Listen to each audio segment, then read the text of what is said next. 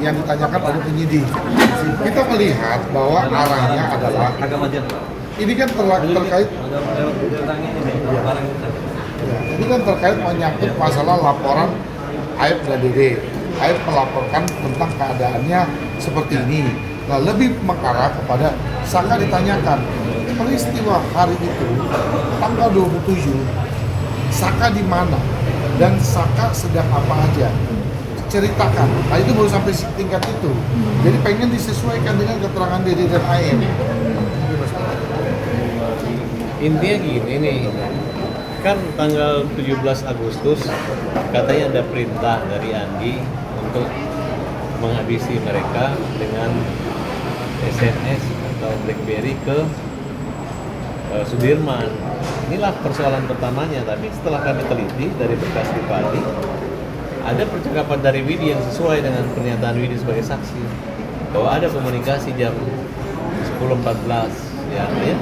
Kalau ada komunikasi jawaban dari Vina saat itu, berarti ini adalah saksi yang hal itu memang disembunyikan oleh pihak penyidik sehingga tidak hadir. Tapi dengan bukti itu dapat kita katakan bahwa tidak ada peristiwa pembunuhan, terutama kematian si Eki di belakang showroom. Saksi-saksi inilah yang dilaporkan oleh Pak Maruli ya. Kemudian yaitu Aib dan Dede. Ternyata sebelum naik ke penyidikan, si Dede sudah mengakui bahwa ini adalah rekayasa alur cerita yang dibawa atau diarahkan oleh Rudiana.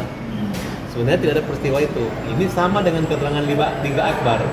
Kalau Liga Akbar menyatakan mencabut juga, Teguh mencabut juga, ya udah. Sebenarnya tidak ada peristiwa pembunuhan. Nah, kembali kita menghimbau kepada pihak kepolisian untuk rekonstruksi kembali, kemudian dikonfrontir antara penyidik-penyidik yang olah TKP di Padang Talur di belakang showroom dan penyidik laka lantas dari Polsek Talun yang menyidik atau yang mengolah TKP dengan sempurna. Nah, sehingga awalnya dokter forensik atau dokter visum di Rumah Sakit Gunung Jati itu berdasarkan surat pengantar adalah kecelakaan tunggal. Nah, sekarang dengan adanya kecelakaan tunggal itu, kemudian ada kecurigaan Rudiana yang datang ke Polsek katanya motornya nggak hancur banget, tapi rusak. Kemudian dia bertemu dengan Aib dan Dede. Nah, disinilah mulainya kebohongan-kebohongan itu. Kebohongan-kebohongan inilah yang sangat mendasar dan menjadi 7 terpidana dihukum seumur hidup dan hidup hukuman mati. Nah, kemudian anehnya lagi, jaksa tidak menghadirkan mereka di pengadilan. Nah, kemudian dari kalimat potongan video, Aib mengatakan, Dede mengatakan dia dilarang, diarahkan tidak oleh Rudiana. Kemudian percakapan Aib dengan seseorang dicurigai adalah Rudiana, dia menyatakan, Pak, saya kan dari awal nggak mau sidang. Nah, berarti sini adalah kejahatan dalam kejahatan.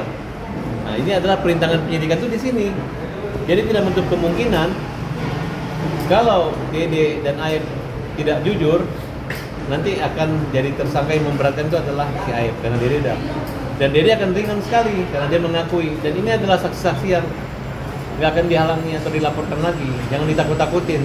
Pihak Polda juga jangan menakut-nakutin Dede seolah-olah dia merusak penyidikan ini. Tidak.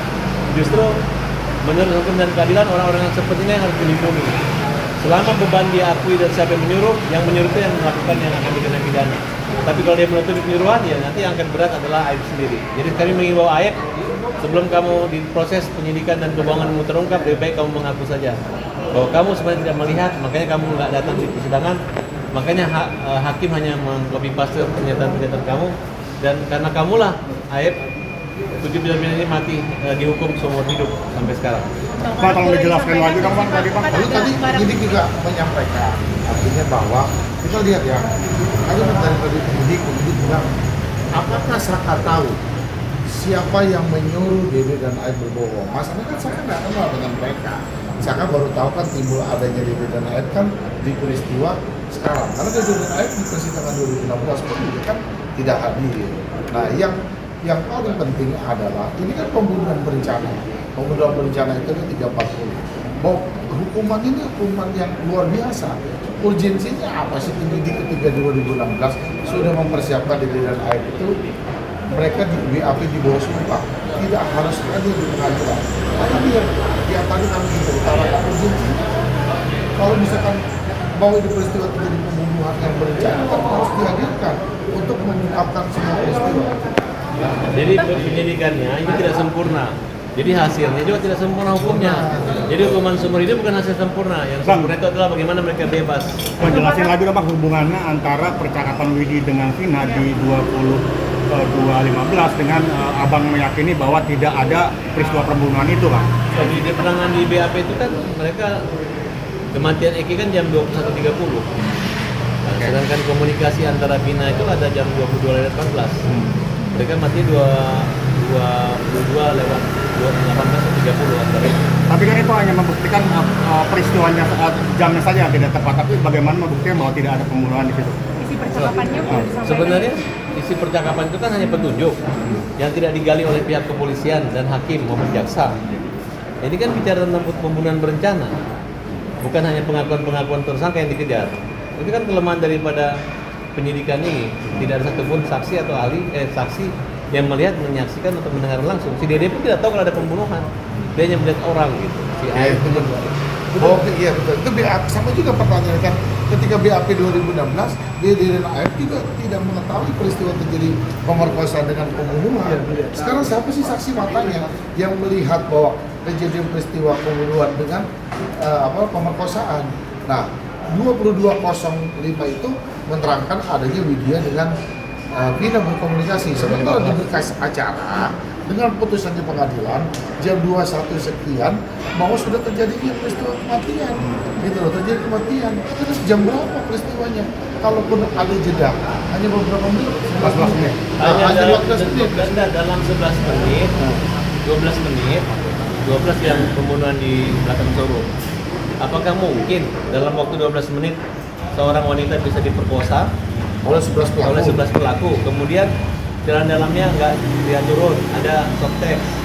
Nah, kemudian Diangkut lagi tuh mayat. Diangkut. Kemudian tidak ada rekam jejak darah, titik jari nggak ada semua di situ. Nggak ada bekas-bekas darah gitu. Nggak ada luka. Harusnya kalau orang memperkosa bukan di kasur atau di ranjang, tapi di batu, pasti ada lutut-lutut mereka ini bekas kena batu atau ada goresan di celana. Harusnya ini nggak ada.